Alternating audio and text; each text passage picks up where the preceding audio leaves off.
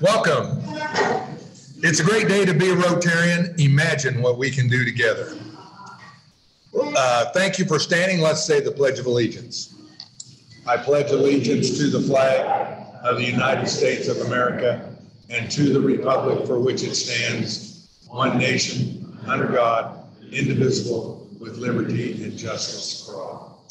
And if you'll pause for just a minute before we sit, I'll pray. We give thanks for this food and fellowship. May Rotary friends and Rotary ways help us serve others all of our days. Thank you.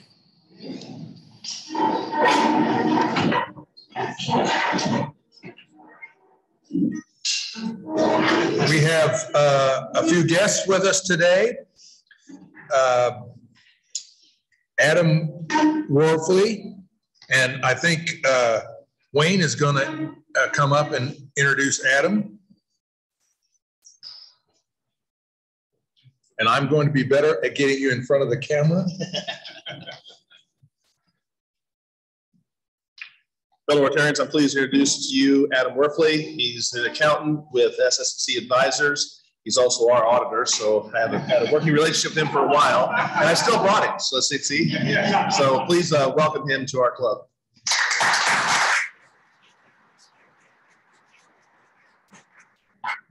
I believe Adam is filling out an application when he gets back to his seat.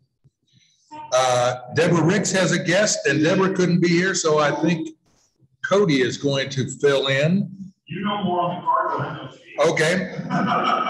Leanne, would you like to come up so everyone can see you? Leanne James is with SSC Advisors, an HR specialist, and she's already filled. Come over here so everyone in TV land can see you too. And she's already filled out her application, so another Rotarian on the way. Welcome.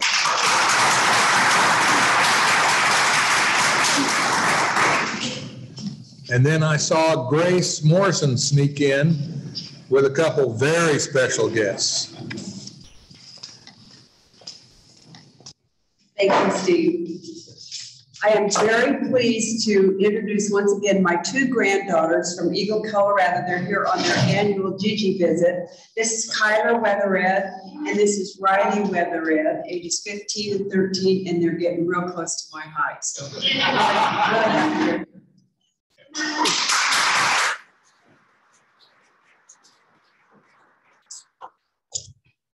Cut money this month is Pine Ridge Prep Preschool for their reading program.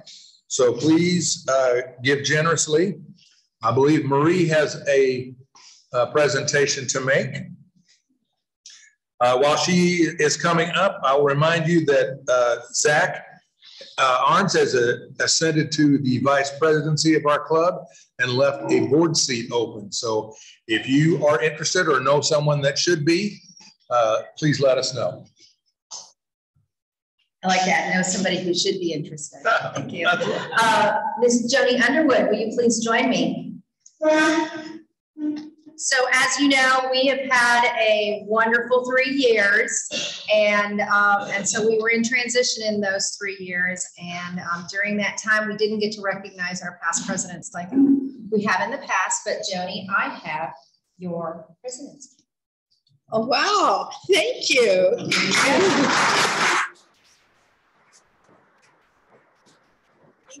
I was suspicious.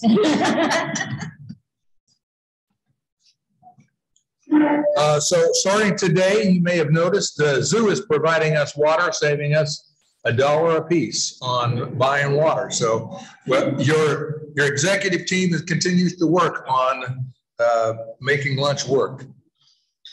Let's see. I got a message from Marie from Nicole Revno, I believe. USD 501 is welcoming 3 visiting teachers from Spain through the Visiting International Teachers Program next week for the 22-23 school year. Dr. Pilar Mejia, Director of Cultural Innovation at 501, is looking for 3 volunteers to help these visiting teachers secure housing, transportation, and other necessities as they arrive in Topeka next week. Kansas Department of Education will be helping with several items on the checklist, but volunteers would be basically a liaison and resource hub to help them get moved in and acclimated to the community. So if you're interested, let us know and we'll get you to Dr. Mejia. Marie is in the news over and over again today. Marie is spearheading the wrap up of our district grant project from last year, purchasing tops, pants, socks for students to use in elementary schools in the event that they need a change of clothes due to health or hygiene concerns. We're also using some of those funds to purchase professional shirts and pants for students who are interviewing for jobs or college. Those clothes will go to the clothes closet at USD 501. So there will be Rotarians helping doing the shopping for that. So if you're interested in being a shopping Rotarian, I guess you could see Marie.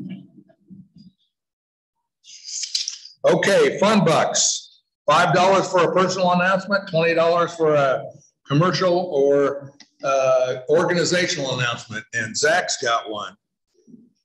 Okay. So these $5 actually go to in the name of Blanche Parks. 29 years ago, she joined as a member of the Board of Regents for Washburn University. And about 25, 26 years ago, she recruited, and I'm thankful she did, our speaker today, Dr. Farley. So thank you for your service to the Board of Regents.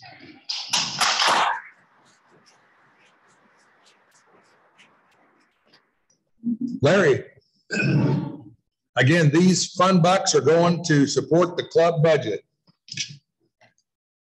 Thank you, Mr. President. Nothing special except my birthday was yesterday, and I think that's worth at least 20 bucks.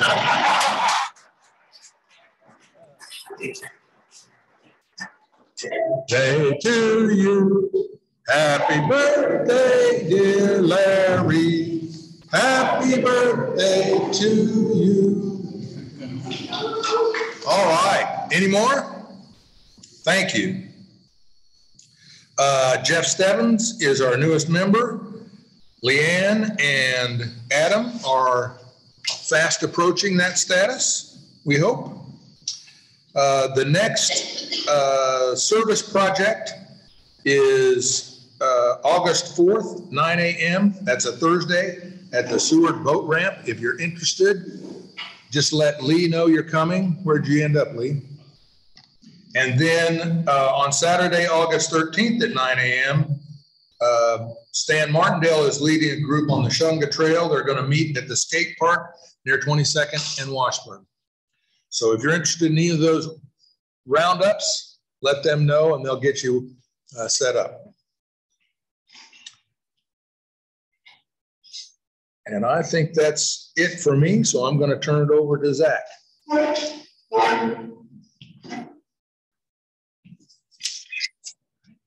Thank you, President. Well, good afternoon. I'm excited about our speaker today. And before I introduce Dr. Farley, who probably needs no introduction, but it's good just to do so anyway, I do want to recognize a Rotarian from the South Club, Molly Zhang, who serves as the Director of International Programs at Washburn University and Rotarian. Let's welcome Molly.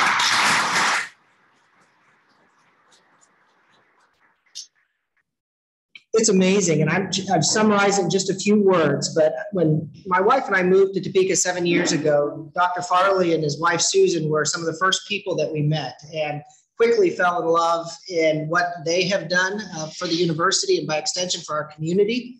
I never thought that my alma mater, who's been sending swag to my kids since they were 6 months old, they sent them a onesie, that Washburn University would steal their heart. And so our son has committed to go to Washburn University, which we're excited about because then he stays here. So that's good news. So But when you think back to Dr. Farley's time, he's been one of the longest serving presidents in Washburn's 158-year history. He's had significant impact on the nature of the campus. Just a few highlights that I was thinking about. He returned the campus to a more traditional college experience by adding the residence halls that we see today and so much more. He championed the addition of Washburn Tech to Washburn University family back in 2008.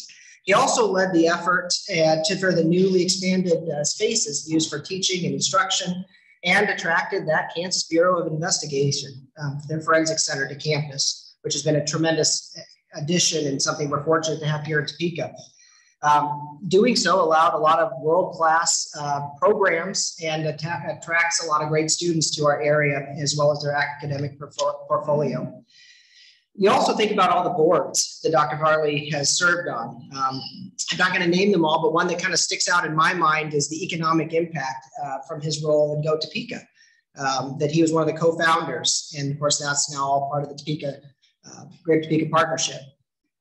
As many of you are aware, Dr. Farley has announced that he will be retiring as president of Washburn University September 30th of this year, after 25 years of service.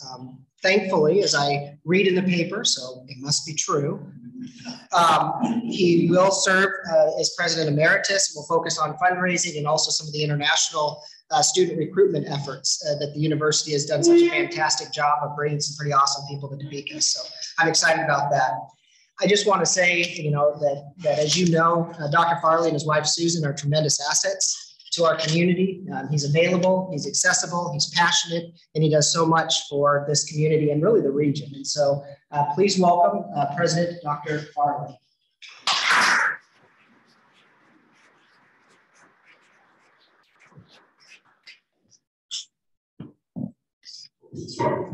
Need one of these? Into that and into that. Two things at once. At once. Golly. A lot of responsibilities here. Hello, everyone. Delighted that you would invite me to be here with you. It is interesting because when I first came to Topeka, first came to Washburn, in the first few weeks, I came to the Rotary Club downtown. And so it seems sort of appropriate that as I'm planning on what I'm going to do next, that I am back with the Rotary Club again. And it's been a great experience for me, and it's been a great experience for our students at the university as well. What I'd like to do today is to talk a little bit about some historical things. And I do this as some jeopardy to myself because Richard Ross has more understanding of the history of Washburn than I do by far. But then I'd also like to take a few minutes at the end of my remarks to talk about some things we try to teach our students while they're with us, and as they graduate, give them some things that they need to think about. And I have two things that I typically talk to them about, and I'll introduce those here shortly. All of us measure things like years because it's so influential. My wife is a math teacher, so she likes numbers. But when you think about it, all of us like numbers. And we brag about how long we've been here. We brag about what things have happened. And all of that comes down to we can boast about what we have done. Many universities during this same period of time as we have here in Topeka and at Washburn, many universities have come and gone across the country. They've merged. They have changed their name. They have gone out of business. Not Washburn. Washburn's been here for a long time. There were many opportunities for Washburn to fail. It could have failed. Now, we are 157 years old now, and in the early years, it was very, very difficult. When we were called, you know what we were called in the beginning? Lincoln College. And you know why that? We were created in 1865, and what happened in Washington in 1865, dreadful. one of our fundraisers, and we were a Congregationalist church school. And one of the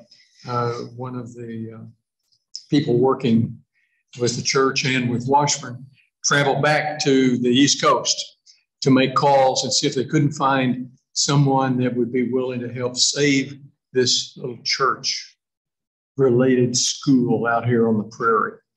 And actually did, according to some, and you correct me if I'm incorrect, he did, I think Butterfield, he did call on Abraham Lincoln. Unfortunately, before Butterfield got back to Topeka, President Lincoln was assassinated. And so he didn't have the opportunity to be involved and never saw Washburn University. But on that very same trip, Butterfield talked with a gentleman on the West Coast, East Coast, and that was a call to give some money, because we were just brand new school and didn't have anything, didn't have money, didn't really even have students. We had to build and had to populate students in the K through 12, from first grade through 12th. So there'd be students that would come on and go to work at Washburn and study at Washburn. At any rate, this gentleman named Ichabod Washburn, he made a gift to the university. University needed that gift to pay expenses that had built up. And I think it's about a $50,000 gift. And it saved the school. And Ichabod never came to Washburn, but he did do nice things to everybody that that came in front of him. He was very generous in what he would do. And he gave us $50,000. I wish that he had given us stock in his company, because he was in the steel business. And they later merged with U.S. Steel. I would love to have had that stock from 1860 or 70. That would have been fantastic. No students out here, very few students. There's very few people out here. People kind of came and go here at Topeka and at Washburn. And so Washburn survived, and your history is in your understanding. In the late 1800s, there were a lot of ups and downs, economic ups and downs. There were recessions. There were post things going very well in the country at that point in time. A lot of ups and downs economically. We also had, over a period of time, we had a couple of world wars. We had a great depression, and there are numerous financial crises during the time between 1865 and before 1900. Following World War II, we had some more difficulties. And that difficulty looked like it was going to break the back of Washburn University. But during that perilous time, the citizens of Topeka recognized the great benefit of having a university like Washburn in the community. And not only did they vote to have a property tax, and I'm sure they didn't like property taxes any more than we do today, but in addition to property tax, we went back to the legislature and to the community in 1998 and asked that we convert the property tax, which everyone hated, to a sales tax. And I know it's regressive, but it doesn't have the in-your-face activities to it that the ad valorem tax does when you would get a bill from university. I need to get you some batteries. Is it not working well? Yeah, it certainly is. It's not working at all. Is it working there? Yeah, I think. Well, speak up. I have found that I have, at certain times of the year, have some kind of allergy. And so my voice kind of goes bad and feels funny and sounds funny, I'm sure, to you guys. But at any rate, we are financially stable at the current time. And you didn't find any, or you did? We're working to secure ourselves. Okay, well, can you hear me? Yeah. Okay, all right. Where was I? The current funding that we have is a majority funding from tuition. About almost 60% of our revenue for the university's budget is tuition. About 14% of our budget comes from the state of Kansas. Now, if we were a Kansas Board of Regents school, the 6 of those, then we'd be getting about 40% of our budget. Can you grab the microphone? Thank you. Good luck. Thank you. And then the sales tax comes in and provides about 25% or so of our budget. And I work out at the Capitol building a lot of the time in the spring, trying to get more money from the legislature. This year, for the first time, the governor made a gift to, I say a gift, an increase in the amount of funding to Washington. And then the legislature gave us the first ever money for a construction project. We've had to finance all of the construction projects that we ever had ourselves, but they gave us money, about $3 million. And we're going to use that to help us finish up another couple of projects that we have. But we don't give up trying to get money from how about that? You're good for another 25 to 26 hours. I thought you were going to tell me about 26 seconds here. And all of you know this, that the most eventful event that occurred here in Topeka and occurred to Washburn was what? The Tornado. Absolutely. How many of you were on campus when that tornado came through? How about if my car was? Sometimes I will ask that question when I'm out of town and we're in front of alumni, and all the hands will go up. If all of them were actually on campus during the tornado, it would have been horrible. But memories kind of change over time. So this is about the number of people who would usually have some involvement on that day. And it was a terrible time. We lost buildings, almost all of them. We lost all the trees on campus. It looked like the prairie that we started with in 1865. It was barren. It was terrible.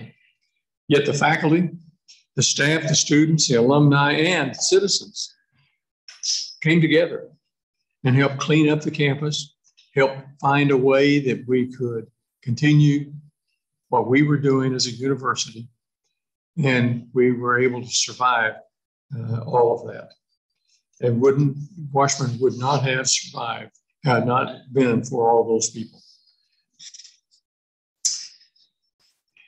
You practice what a lot of us do, and that is to recognize anniversaries, things that happen that are seminal in our life, marriage, deaths, college, all sorts of things that we take note of.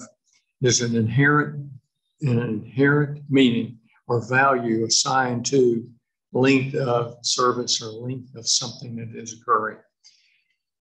The age of institutions do that as well. I said earlier, we've been around since 1865. But what we really are known for and what is important is the strength and the vitality that we have in our education that we provide to students and to the services we provide, and the spirit of those services we provide to you as citizens of Topeka and others that are not university graduates. For whatever reason, we're the fortunate ones to happen to be here at this point in time. There are a lot of things that are happening. All events will be recorded here and every year because we've got so much so much technology now that we can do that. When we separated, when we had a 50 anniversary, 100 university, and our 150 university, all of those things were important to this community and to this university. And we just reflect in that those things are important. And so we try to make certain that we give our successors and our predecessors the attention that they deserve for what they have done for the university. But what is it about our history? What is it about our heritage that helps us pursue the future and to see it more closely? What happens in the future? How can our history and heritage help us to move from the present to our destiny in the future? To our destiny. It's destined to be good for Washburn University as we go forward. Washburn will inevitably change in the next 100 years. Just think about it a minute. What's 100 years from now? What did the university, what did Topeka, what did Kansas look like 100 years in the past? Very, very different. Washburn has perpetually changed and adapted for all the changes that occurred around us. Sometimes the rate of that change seems to be moving slowly. I always think that we're just dragging along. We've got ideas, we've got things we want to do. We need to get with that. Other times, though, move faster than students like and the faculty like, perhaps. Our future is not predicated by our past, but we are informed by what we have learned. And you know this because it's what happens to you and to your families and to your businesses. I found a statement when I was looking through some things to start talking about as I depart the campus. It's always good to quote someone that has a lot of cachet in the local area. So I found a quote from Harry Truman. And the quote is, quote, "The only thing new in the world, the only thing new in the world is the history you do not know." Think about that for a moment. I like that. The history we do not know. What will Washburn look like when Washburn will be in that history, in that future for all of us? Just think of the revolutionary changes which have occurred in the past 157 years. The Industrial Revolution occurred. Industrial Revolution. Railroads, which were the economic driver of the time, were supplanted by the automobiles, by aircraft, and even by spacecraft. Similarly, consider the technological changes that have occurred. The inventions of things like the vacuum tube. Any of you remember what the vacuum tube did? That was a major thing that occurred. Major thing. A transistor. We had one of our graduates that was making and dealing in transistors. The computer chip. I wish we'd made more of those because I can't even buy a car today because it doesn't have a chip in it. Little chip in it. There's something called Moore's law. And what it does is try to predict what the rate of change, particularly in computing, how fast do things change? And you'd be amazed. Everything that we know today will be out of date in another 5 or 6 years. Unbelievable. Those computer speeds are remarkable. During that same period of time, we have moved from a rural-based to an urban-based economy. You drive out through western Kansas and you see so many little towns that are getting smaller and smaller and smaller. In agriculture, we've moved from 5 persons needed to feed one individual to 1 person can now feed 5 individuals. Today, we are more connected than ever before in history. How many of you have a device on you today? Telephone? Something? Yeah. Those devices are changing faster than we can deal with them. I was in Denver over the weekend and had where did I put my phone? Well, somewhere, it's over here. It wasn't working well. And the reason it wasn't working well was because I didn't update it before I left. And when I came back this week, I had updated. And that phone is only about, I don't know, 4 years, 5 years. You know what a 5G phone is? I don't have one. And so I've got to get to work on that. And actually, we are more connected than ever in history because of those devices. And you all are relying on those devices.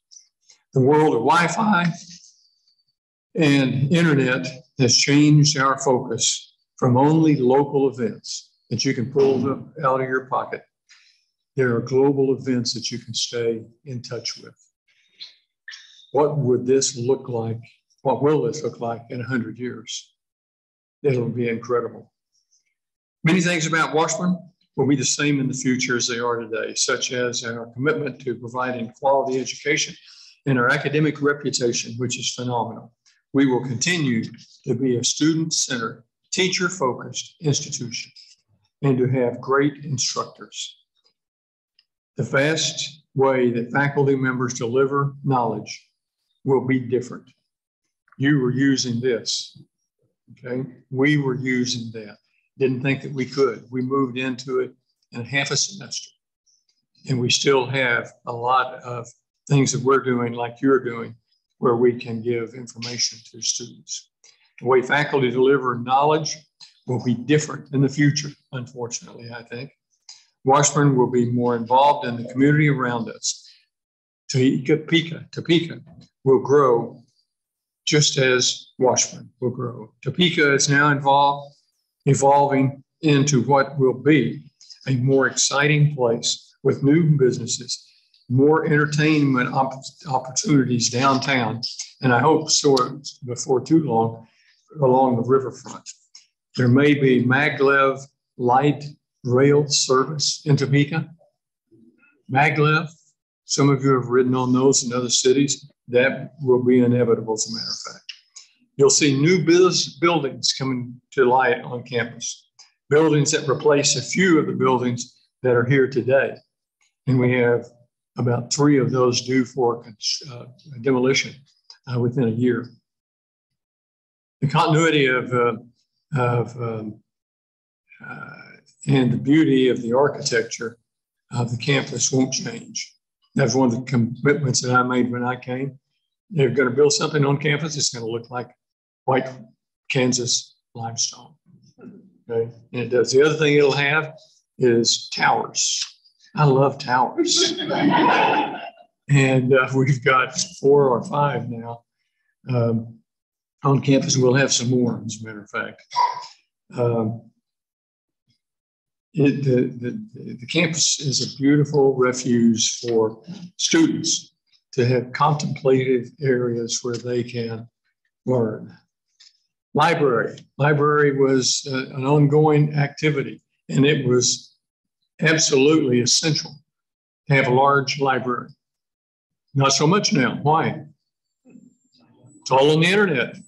Okay, that will deter us from doing things crazy, but it will also give us the opportunity to do the right kinds of things for students. We have athletic facilities. Now, I have to admit this. Don't tell, oh yeah, don't listen to this. Blanche was a regent when we built the indoor practice facility, and I thought it was too big and too expensive. I was wrong. That has been a phenomenal building for the university, and it will continue to be. But you'll see some technological change in athletics as well. We are adding e-gaming on campus. Okay, kids will go in and play games with one another across the country. Classrooms will be different. The new teaching methods will evolve. There'll probably be some, I hope we don't have to, but probably be some parking structures. We don't have a parking problem. We have a walking problem. There will be structures along all over the campus for parking. What we teach will be different. There will be majors about topics that we don't even know about today. One of the things that you mentioned in the introduction was that we want to have, we want to make certain that we have majors that are jobs that you want. And a big piece of that, I think the largest piece of that will grow, and that is Washington Tech. Unbelievable, unbelievable. We will be involved in partnerships. I don't know if you've gone down and looked at the KBI building on the east side of the campus. Fantastic, unbelievable. And we'll have more of those kind of things with government and with business. There will be much greater interaction between human and technology. We cannot even imagine the concepts that will evolve around artificial intelligence. You're going to hear more and more AI.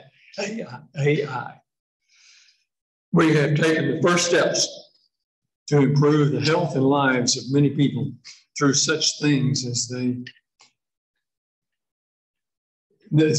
such things as a cochlear ear implant. Do you know what a cochlear ear implant is?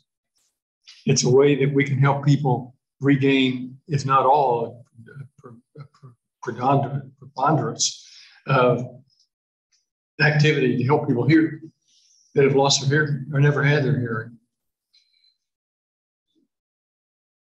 And that is just one of the devices that we will provide. The function of things in the future, such as computer chips, and this is the one I really like. I think that if that ear implant will help you hear, okay, there's one that will help you see. Hold it. It won't take long. Won't take long before it's here. I don't know. Some of you may have an implant that provides drugs to you on a regular basis, so that you don't miss taking some of the drugs. And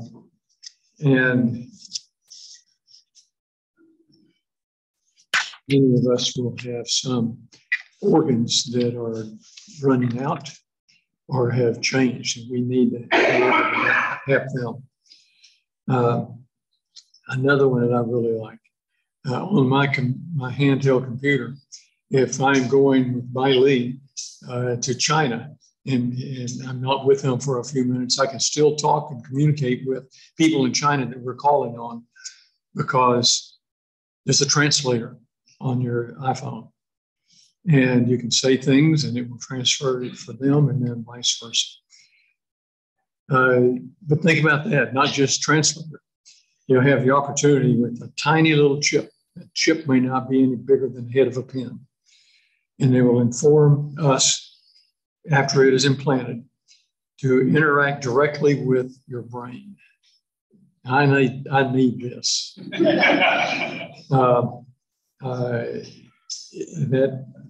That will be so important to you that you won't be going to school and learning when did Columbus come to discover North America, because you'll already know that. You just kind of go, and you know it, okay? But what will our teachers do at that point in time? Teachers that will be with us at that time will teach the students how that data, how that information can be used, and how do they exercise judgment and think critically about what the topic is. This chip will be one of the first steps for us to take in our new world. But we will have a new world. We will do the things that are essential for us to do things better. And you will be a part of that. There are two things that I like to talk with students about that I won't have time to get into today at all. But two things are critical thinking skills. Okay? Think about things. Don't have just people telling you what you should be thinking. Think about things. and come up with your own ideas. Challenge people, but do challenge people in a way that you are civil. And so civil behavior is essential. And that's what we try to do with our students before they leave. They should know what civil discourse is and play by those rules. And I have run out of time. I would just say thank you for inviting me to come out and be with you today. And I hope that you will make certain that Washburn succeeds in the future. Thanks for inviting me out. Thank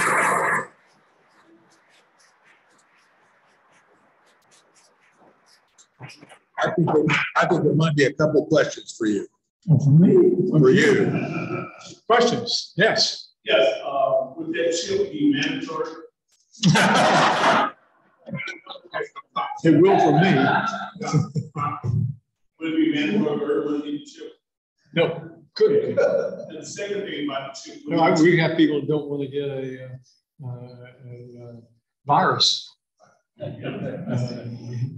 Another thing about the chip is that you were saying that you would teach people about history. With the true history of America, you talk with that chip, what we learn now. But that chip may give you the opportunity to expand way beyond what we do now. And it'll give all sides of an argument. And that's what I'm talking about with civil discourse, that you want to be able to talk about. You learn more when you talk than, you learn more when you listen rather than when you talk. Yes.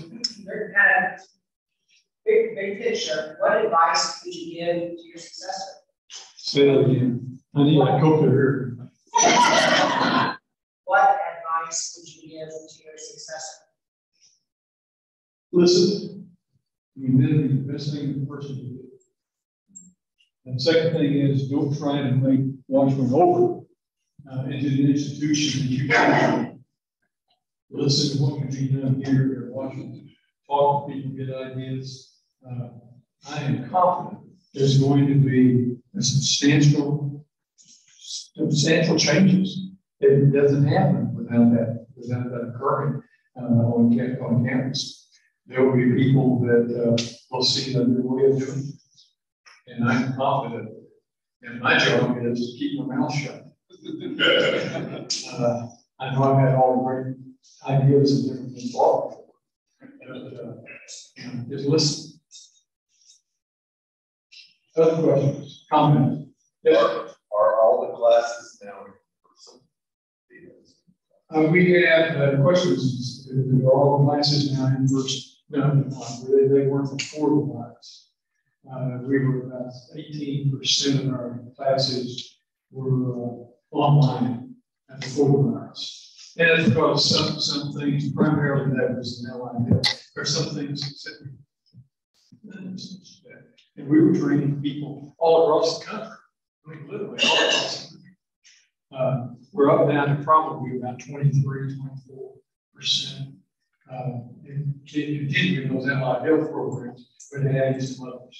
Because some students have found that they like to have that option of taking something that was online.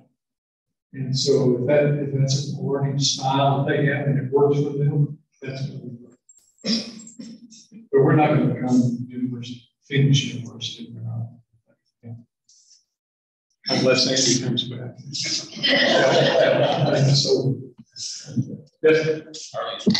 Online courses, 2 ways, conversation with students. Yeah, absolutely. Absolutely. And we, most other schools in March of 2020, we sent, everybody was already home for spring break. And while they were home, we told them don't come back. And everything was online. And so everybody, and we finished everybody that wanted to finish that semester. So they worked their way toward graduation. Well, I hope you know I'm one of you now. we have a great city. We know we've got a great university. And you've got people everywhere that are really working hard. Susan and I, and during the virus, we didn't go out. Okay, for education. And so when it seemed to be a little more safe, we go see a movie. We got that big movie theater on 29th. Have you been in that? It's got chairs in there that just shake.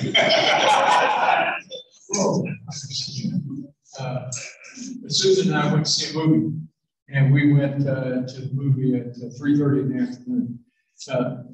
You know why we went to 3:30 movie? It's cheap. That was it. It was cheap. And so we're walking in, and before most movies start, they turn the house lights on so you can find your way. So we walk down, and there weren't very many people in there. A few over here, a few there. We were walking down, and came upon one guy that was sitting on the aisle, and he stood up and shook his hand, and I shook his hand, and I said, you know, this is a great city. This is a great place. We're so happy that we are here with people. We're happy we're here. And he said, well, we're happy you're here that we can show a movie and there's 2 more people.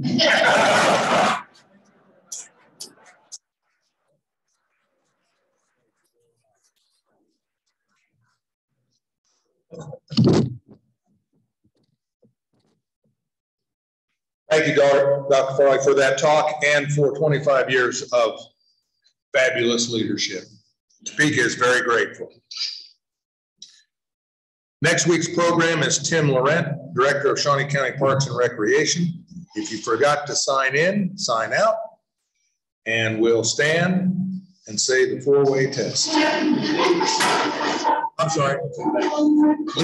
Lee reminds me that he has vegetables, so if you don't grow them, you're going to get them from the best garden in Jefferson County, because mine sucks. The 4-way test. Of the things we think, say, or do, is it the truth? Is it fair to all concerned? Will it build goodwill and better friendships? Will it be beneficial to all concerned? Thank you all.